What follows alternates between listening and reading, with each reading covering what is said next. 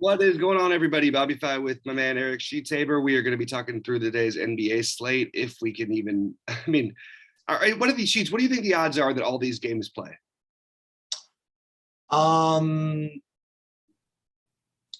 funny. I went through this whole exercise with Matt yesterday. I think they do. The one that was in, what was the one that was an issue? There was one that was a really big issue. How many were canceled yesterday? 3 were canceled. 3 out of the 9 were canceled yesterday. Okay. I think we would have heard by now if there was any in danger, though. But maybe we'll see. We'll see. I don't know what to do. I think I'm gonna take a couple days out, or at least a day off of actually betting, because I just feel like it's getting to that uncomfortable point. Like, it feels like we've been through this story before, and it makes me a little nervous. I also don't know entirely what the site's plan or plan is, and I don't think they're gonna just keep like refunding people. That's what I've heard, at least from my. Is that what happened? They've been refunding people? Well, they had been when remember last year when all the games were canceled and there was all. That was last year. I mean, I don't know if anybody's actually getting refunded now. Well, when they've had mistakes, I'm just saying, yeah, you're right. That's where I'm at. That's why it's a little bit nerve wracking to, our general strategy, or the one we've been preaching all year about, trying to slant towards the later games because you get more information. It's starting to be like, I'm worried about doing that. And then you're going to have a game that doesn't play, and then you're just SOL.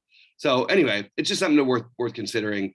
But I still think you got to try and play the slate the best you can, regardless of whether or not you're worried about a game playing or not, or something, because I don't know what else to do, at least with these. Yeah, I mean, I don't know. I had a pretty decent day yesterday in the NBA. I know these some of these guys that I really thought should have been like 90% owned were like only 40, 45. And those are, when you have these situations where you have teams with literally 8 players, right? I mean, like, the math of it is just so brutal to try to fade, Right. And I see people try to do it, and it's just and you just got to take those free points in some sense. Like, I'll give you an example. Even like Buddy Hield last night, he was like 45% owned or something, and then he had 10 fantasy points at like the half. Everyone's like, "Oh, I can't believe it." And he ended up with like 45. You know what I mean? Like, when you're playing like 42 minutes or 40 minutes or whatever, you just the points just have to go somewhere. That's just the way it is.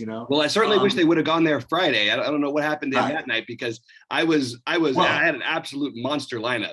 Well, I will say that I did good on that night. I didn't want to say it then because I saw that you needed Hield. So that night, and we can talk about this real bit. So that night I had pretty much the same types of chalk or the same types of good lineups that got there in the early games. And I had only 2 guys left to go, and that was going to be Hield and Halliburton. Those are the 2 guys left. But it wasn't as if I was in like great shape. I was just kind of in like okay shape, right? Like if those 2 like nutted out, I would have gotten like 10th or 11th and something. You know what I mean? Right. And then I was also looked, and I saw that with the 2 open spaces, I was tied with literally 29 other lineups. Right. With the same price tag, with the same slot. So I just knew who they were going to have. Right. So I'm like, if I'm not going to win anyway, I mean, why don't I do something else? So I literally did a straight swap, Buddy Hield to Malik Beasley, who was 4,200. So I gave up $1,000. Yeah. And he ended up going off 2% and outscored Hield by like 10 points. Oh, so I ended up getting like 11th in that or something like that. So I did something good. You know what I mean? Like, so, and it's and that's clever. That's smart. Yeah. And the thing is that the NBA, and I keep saying this, in these situations, and in the NBA always rewards people that work harder. Right? It always rewards people that pay the most attention. And in situations like this, where you have like constant news flow, I mean, if you can be that person that works hard and continues to monitor and plans, there's a huge edge. Now, what sucks about it for you, Bob, is you're like a real sports fan too. So you, like, when you have to see these freaking names of these guys you have to click on, you're like, oh, I don't even know if I want to put in the work just so I can play more Christine Metsu or whatever. Yeah. And I feel you. You know what I mean? Where if you combined us, where I don't care as much about the games, but I don't really have the time or inclination to work hard. Let's put it that way. I mean, I think we combine to be like an insane duo with these. I know. You know what I mean? So I'm kind of into it. I'm kind of into playing tonight's slate, and because I was into playing yesterday. So, yesterday was good therapy for me. Like you said, I mean, I got my big survivor pool thing go poorly. I had the NFL DFS not go well, so I was happy to get some NBA action in. So all right, Want to get after it? Let's get after it. Okay. I'm having a little bit of an issue, by the way, loading our last video. So Just as well. It was terrible. no. I mean, it's not much to do, but I don't know what to do. It's not gonna allow me to do this either. It's telling me my YouTube doesn't think it's me, but whatever. We'll get to this late. Let's go through it and then we'll figure out what to do afterwards. All right, you want to start off with Philadelphia, Boston? Yeah, so on this slate, I guess I could take a bird's eye view or whatever. There's a 6-game slate, and to me, it's really looking like a 1-game slate. Actually, two-game slate, maybe like 1.5. And a couple of these games are just really, really unappealing to me. Now, again, all of this is based on news and all this stuff. Like you look at the news, for example, on Embiid, the way it says he won't play Sunday because the game is postponed. And then it says here, there's optimism that this will be played, but depends on how many they have available. Okay, so he had an ankle injury. He was questionable coming into it. Okay, so if they can play today, Philadelphia, and if Embiid's healthy, I mean, let's go, right? I mean, I think that you just kind of have to play him. Right. And the good news is, for me, that's really all I have in this game. I mean, Danny Green's going to project to be pretty good. I don't really want to do that. But again, if you get to, we only have 7 or 8 guys, then you're going to have to run through projections and you're going to have to play these guys. So it's just something you're going to have to wait on. The good news is it's a 7:30 game. So you're going to know it's some reasonable time, whether you're going to have like 7 players from Philly playing or 8 players from Philly playing. And if you have that, then you have to play and beat in a bunch of them, So I'm just going to wait on that and just see. But the good thing is I don't really like too much on the Boston side, except on FanDuel. Actually, I do think that what's his name is still a good play. The power forward center. What's the Robert Williams? Yeah, so I do like that. I mean, what do you think of this game? Do you give this one a look at all? I gave it a look, but I don't know if I can do anything because everybody's questionable. I mean, I don't know what to like until then. Assuming everybody plays, I would play Embiid and nothing else. Yep. And I don't even know if I need to do that. So I'm not all that interested in this game actually in general. All right. So let's want to move on? Yeah, let's move it along to the next one. Why don't you start us off? I'll let you do the fun part. So you can talk about Chicago because they're actually good plays over there. Well, you started off because I'm finishing loading our video real quick. So. All right. So I have nothing on Houston. Okay. And Chicago, there's a lot of these guys that are priced well that are going to be good plays. It's just a matter of prioritizing them. I think the one who's popping as the best like points per dollar play is what's his name is it Devontae or Javonte Green? As far as points per dollar, he's 3,100 and he's right now projecting 7.5x or whatever it is. But there are other guys also. I mean, there's DeMar DeRozan, especially on FanDuel, but both sites is a good play. Vooch at 9,100 is a good play. Alonzo is a pretty good play. If you want, Caruso is a good play. And also, if you want to just dumpster dive a little bit, you got what's his name playing 20 plus minutes again, Kobe White. So maybe he's a good play. So I think that on a slate like this, where there are really that many good plays, I like these guys: Caruso, Vooch, Green, DeRozan, and Kobe White. Yeah, I'm not sure about the Green thing. It feels like bad chalk to me. Okay. That's sort of my initial thought. I feel like I would love to take a shot with Kobe White. I think there's upside for him in every which way. It's a great matchup. And I think he's going to be low owned. So he would be one of the cooler plays in the slate for me that I would look to. Javonte Green can play 35 minutes and put up like 5 fantasy points. Like he has that in his bag, Kobe White is going to chuck, you know what I mean? He's going to go out there and try and score. And I actually think he would be my favorite play on the Chicago side. They're all fine. All the other guys are fine with me. Lonzo's fine. DeRozan's fine. Vucevic is fine. I don't feel overly excited about playing any of them. I like Chicago to cover in this game, although Houston's been a little bit feistier lately. I think Eric Gordon is the overlooked guy on Houston. Okay. And I think that he was actually a viable play along with Jae'Sean Tate. And I think Gordon, look, he's probably not going to win you a slate and score 50 fantasy points, but he can get you 40. He's got it in him, and he's going to be around 30, I think, most of the time, where the projections have him around 25. I think he's over 30 most of the time here if this game is close. So if I was going to play any of the Vooch or DeRozans or whatever, I would be running it back with Tate and or Gordon.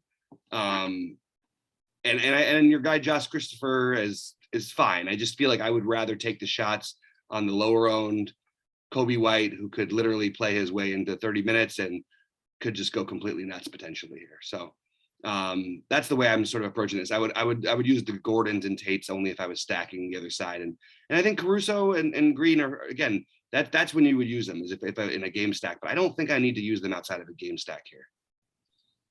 Okay. Memphis OKC. This is like a sheet special because what you have here is a couple of things. First of all, you have Dylan Brooks, who put up a career high, I think, ceiling performance on a back-to-back, which is something that, I don't like to play. Okay. Mm-hmm. So that's the first thing. The second thing is that, and one of the reasons why I did well yesterday, I cashed on your dude yesterday. We got 36 minutes and 38 fantasy points out of Steven Adams at 3% owned. So yeah. Now I don't know if I want to do that. I mean, Steven Adams on a back-to-back after playing 36 minutes seems a little fishy. But what I would do is I would go back to the guy who did not have as good of a game, and that would be Jaren Jackson Jr. I mean, he only played 20 minutes, the usual foul trouble. I mean, he fouled out or whatever.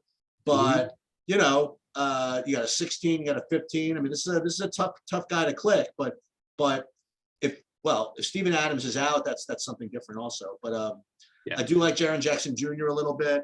And that's pretty much it. OKC, I really didn't get to all that much. And that's pretty much it. Yeah, I feel like this would be my lock of the day, that Memphis, even on a back-to-back, Memphis is going to beat the hell out of this team. The only thing they've got going is they've already beat them by 75 this year. So I don't know. I mean, and that's not an exaggeration either. It was the biggest. Oh, this is that game? This is the team they beat by 73. Maybe you get a better performance from you're supposed to play Oklahoma City. I know, aren't you? That's the only thing. Especially on a back-to-back. I know. It feels like it. Maybe you're right. I can't for DFS purposes. They need to free Kenrich Williams. This guy's a better real life basketball player. I'm not going to play him in DFS. They just won't play more than 20 whatever minutes, and I'm just not going to do it. I agree with you that Jaren Jackson Jr. and Desmond Bane. Well, for me, Desmond Bane would be the number 2 guy I would look at. I would be really surprised, not if Steven Adams plays, but if he plays a ton of minutes, it would kind of surprise me. Although he is a really tough guy. But I would be looking at Bane and Triple J as my favorite plays in this game, and not much else. What that actual score was of that game, if it's still on the log. Are any of these games going to be close tonight? I feel like the Philly-Boston one is the only one I think is going to be close. 152-79. Oh, so it was 173. 73. Yeah, 73. It was the record, but I exaggerated a little. All right. All right, let's talk about Charlotte and Utah. I guess I can start this one off. Yeah, I think that as he continues to go down in price, I'm just going to remind people that Gordon Hayward has a ceiling, and we've seen it. And I think he's an interesting play for tournaments. We've also seen really, really downsides lately. But if they're going to stay in this game and going back to Utah and everything, I feel like this could be a Gordon Hayward game. So that's where I would be playing if I was playing anybody on the Charlotte side of it. Can't quite find the justification in playing anyone else on their side. On the Utah side, it's really a matter of, do you think this game stays close? Gobert and Mitchell are a little too pricey, but that's going to keep people off of them. I think Gobert could go, this could be easily a 20-20 game for Gobert. And I think Clarkson would be you're playing the blowout angle a little bit kind of a guy. But I'm not really in love with anything from a DFS perspective in this game. I feel like I'm saying that a lot. So that's just how I have it. If I did anything, it would probably be Hayward on the Charlotte side, potentially Gobert, and either Clarkson or Bogdanovich on the Utah side. Yeah, Gobert would be my only lean on Utah. Except, if you wanted to do this, you could try Rudy Gay at 3,600. Yeah. Nothing. I don't think you can win anything, but he's gonna be that optimized play. He's gonna project as like an okay play. I don't want to do that. So me, just Gobert, and he's not a priority by any stretch. Yeah, I'm thinking about it. It's not a huge slate. Maybe you could consider a Royce O'Neal play at 4,200. Okay. This is a good kind of game environment for his style. So that's the one thing I guess you could consider. But I'm not really all that into it. This is the game that I think that we're talking about that's going to have the majority of the ownership, right? The Sacramento Golden State game. Yep. And Golden State is probably going to win this game by 20 plus points. I'd be really surprised if they don't. Yep. But how do we rank these, the Sacramento side of things? Rashawn Holmes should be coming back. I think he's kind of interesting. It's going to kill a little bit of the Metu love, although Metu has been freaking awesome. What did he end up doing yesterday? I'm just trying to call it up right now, but I guess not as good as strong as others. Yeah. Yeah, actually, you're right. It wasn't as crazy, and I think the projection on him seems a little high based on all of that. So anyway, I don't know. I think for me, it's like Halliburton's a hard fade to make. If you're going to play some of the weird guys I've mentioned already, then you can go ahead and play Halliburton. If you want to fade him, you're really trying to fade a blowout. You're really playing the blowout angle, and that's pretty much it. I don't really see a lot of paths for him to totally fail. Do you have any way to fade him really here? Yeah. Okay. But I mean, it's not fun, but it is a back-to-back, and that's something. Yeah, it's just like they're literally missing like 5 guards. Yeah, I mean, I think, but I mean, it's yeah. Well, look, it's Halliburton. It's the same guys. It's Halliburton, Hield, and Barnes. Yep. Are just kind of all tough to fade. That's the way it is. I would say that if Golden State does really put the hammer on them, like early, this could be like a give up game where they just try to have their G League guys play in the second half. I guess I don't know. It's possible. Yeah, it was a different coach, but I remember like it was yesterday when Sacramento did exactly that. By the way, this was back when the other guy was the coach. Walton or somebody like that. Yeah, I think it was somebody, and they all sat, like every one of them, once the game was over. But these are all on projection, on numbers strong. Halliburton, by the way, he had 11 assists. I think he had 11 assists. They were all in the first half, pretty much. He had an insane. I think he had like 38 fantasy points at the half. I think. Yeah. That's crazy. Yeah, I guess I would favor him over Hield, although Hield on FanDuel is a colossal joke. He's 5,100. Yeah. On FanDuel. And on the Golden State side, I mean, aside from Curry, there's who I don't mind. There's I want to touch on Curry real quick. Because I genuinely think if you play tournaments and you're playing Curry when he has ownership, you're bad. Not you. I mean, like whoever's doing it. Why are we doing this? Like, what? Play him when he's not owned. That's fine. He's always can hit a ceiling. In reality, the guy never hits 50 hardly anymore because he's great and the team is great. They don't need him to. It's just simple as that. Like, he doesn't need to try to go nuts. That's not the same Steph Curry that we have this year. He has to score 60 to be a reasonable play. Are you sure? Yeah. He's not like a sure fantasy point guy. Like, look at his last games. He's playing, and these are with playing a lot of minutes. No. What I meant was on this slate. You're going to say raw points, but he's not a raw points guy. He doesn't score that many. Okay. Like, he's projected to score 55 fantasy points today. Okay. When's the last time he scored 55 fantasy points? Let's see. I'm just going to take a quick look. And yeah, maybe you're right. When is the last time he did that? It's been, so he did it on November 28th. He scored 62. Yeah. November 26th. So 2 out of his last 14 games he's gotten there. And that's what his median projection is. No, thank you. I'm just not, I'm not buying it. It's just the way the team plays. And look, he's going to get there sometimes. But why? Why does he have to get there? Yeah, it's a good game environment. We've seen him in good game environments a million times. It's just a bad play, in my opinion. If he's unowned, scrap everything I just said and go ahead and play him. He's projected. Who else you want? You want to play anybody else? You want to play Otto Porter? You want to play Otto Porter would be my favorite other play, and Gary Payton II would be my long shot tournament play. You like it? You don't usually play Iguodala. No, it's especially in games where I think they're going to control it. I feel like you're just better off playing guys like Gary Payton or Damian Lee. Iguodala doesn't need to play 24 minutes. I'll tell you this. I mean, if Holmes is actually healthy, I mean, he's going to get all the rebounds. I mean, we think that every time. The weirdest part is that Golden State doesn't give up as much to the centers as you'd think they would, because they're just a really good team that plays good fundamental basketball. I don't have any other explanation for it, but I did think about Holmes as maybe being the interesting part of this game, but I don't know, man. I'm just not. I feel like the Halliburton's a tough one to fade. Okay. One of Hield or Barnes. And then on the other side, I just don't think you need to play these guys. I think that Draymond is probably your best bet. That's I my do think personal- that that Holmes in kind of weakens me too. Yeah, I agree 100%. If Holmes is out, play Metu again. But if Right. he's in, I don't think you need to play Metu. I agree with that totally. And, you know, a guy who can actually get there with a reasonable tag, like who's going to put up 30 fantasy points almost all the time and is a great matchup for him is Draymond.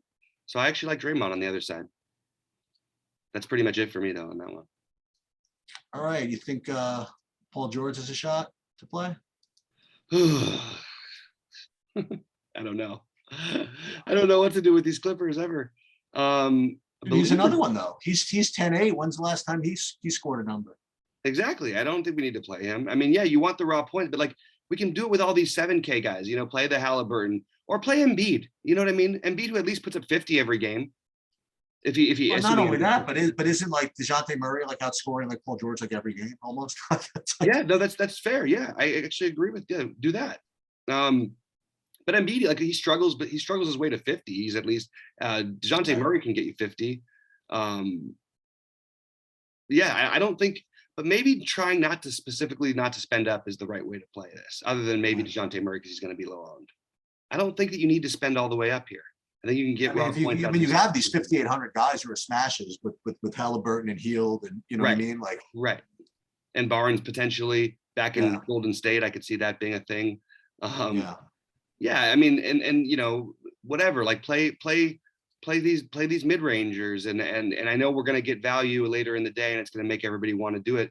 Maybe you could even leave money on the table a little bit. I just don't think we need to keep overpaying for Steph, overpaying even for Embiid, overpaying for Paul George if he does play. Like, I just think it's the wrong strategy right now. And you know, raw points matter, but like we can get raw points out of other guys who are 6K too. You know what I mean?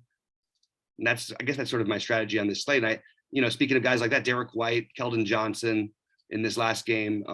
If Paul George is out, whether he's in or out, I have interest in Zubac. If he's out, I have interest in Mann and probably even Reggie Jackson at 7,600. What's his name is back, by the way, Ibaka, if that affects anything for you. I mean, but we have no Marcus Morris. So that's wide open for Zubac, in my opinion. Okay. Potentially for Ibaka too, by the way. Well, I was thinking of that. I mean, yeah, maybe that is actually a thing. I don't know how many minutes they'll give him, but boy, like if he has upside on those minutes, we should probably have to look out for that one later today. If they could play him 24 minutes for any reason, man, he could put up a huge number, especially against these Spurs. So that's kind of interesting, actually. It's really hard to do without knowing who's playing, without knowing Paul George's status. But I still think I'm interested in Zubac and or Ibaka. Probably not together, but I would take one of those two guys in most of my lineups. What would you think if would you rather have Zubac? Excuse me, not Zubac. Would you rather have Ibaka or Iguodala? Ibaka. Okay. But I don't think I would get down to that kind of decision. And I like total. The best 3K guy might end up being Isaiah Joe after the end of the day. Seriously, like, yeah, I mean, we don't know who's going to be healthy. Right now, Javonte Green and Metu and Iguodala are all projecting so great, but I don't think there's any reason. I don't think any of those guys are locks. The closest one is because he's got the minutes is Green, but he could easily put up like 15 in 34 minutes. He really could. And also those minutes could be cut short if Kobe White gets hot. Right. So that would be Kobe White's my favorite one of the spend downs to take a shot on personally. But I agree with you. It could end up being Isaiah Joe Day. Yeah. So for me, the one thing I would say about FanDuel, as I alluded to earlier, the one real standout difference would be Buddy Hield. I mean, 5,100 is kind of a rough fade over there. And even though he's, even though he's shooting dependent, I mean, it's going to shoot 30 shots. I mean, like he's going to put up enough for 5,100, even on maybe not his worst day. But on his lower range days, 5,100 it's going to be, you're not going to be struggling to get there. Yeah, I hear you. All right. Sorry for the, it's kind of a weird one to jump into because we've got literally like 700 guys who are questionable. So it's kind of hard to have a decisive, hey, here's what we want to do. So it's a later start, so it's a 6:30 live before lock. And that'll help because it might help us have a little more info on the minutes on the Viking game as well. Yep. And we'll get to see how we're doing in the early 5 p.m. game as well. Yeah, the rare Monday 2 p.m. whatever 5 Eastern. It's almost like baseball. Exactly. All right, sounds good, guys. Good luck, and we'll see you a little later today. Good luck, everybody.